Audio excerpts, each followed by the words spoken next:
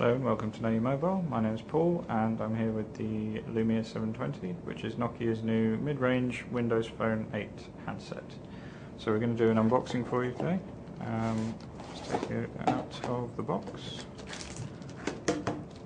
And before we look at the phone itself, just going to look at the things that you've got inside the box. So there is a metal key there, which you use to open the microSD and SIM card slots. You've got the manual, and inside here there is your headphones, standard 3.5mm head jack compatible, micro USB charging cable with a USB on the other end, and USB compatible UK plug. Okay, so I'm just going to get that out of the way. Okay, onto the phone itself. I'll take out the plastic.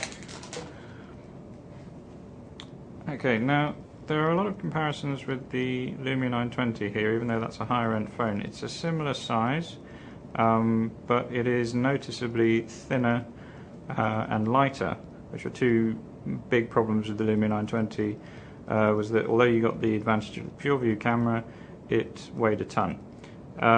This is much more manageable, it's a nice size, it's a nice feel in the hand.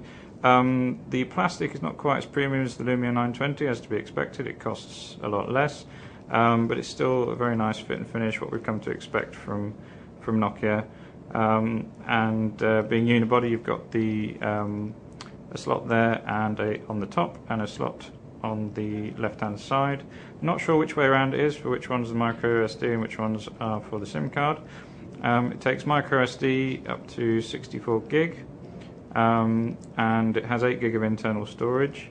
The processor is a 1 GHz Qualcomm S4 Snapdragon dual core with 512 megabytes of RAM, Adreno 305 GPU, 8 gig of inbuilt storage. There's no 4G on this because it's a budget model phone. The display is a 4.3-inch IPS LCD with an 800 by 480 pixel resolution. That gives 217 ppi pixel density. It uses Corning Gorilla Glass 2, so it's robust, and it uses Nokia's clear black overlay, so the contrast and the colour it sort of pops a bit more than standard IPS. It also uses the Lumia 920's sensitive screen technology, so you can use it while wearing gloves, you can operate the screen with your fingernail. It's generally sort of more sensitive than a standard screen. So the camera might not be the pure view, but it is a Carl Zeiss lens. It's a 6.7 megapixel and it uses an f1.3 aperture, so that should let in plenty of light. It should produce decent quality pictures. It's got a 1.3 megapixel front camera, and video capture on this is 720p. The battery pack is a 2000 milliamp battery, and we can't power this on for you because it doesn't come charged, but we are going to charge it and come back to you with some more video content and reviews and things like that. This is, as you can see, the red model. This is an O2 exclusive. It's going to come to O2, I think, by the end of next week.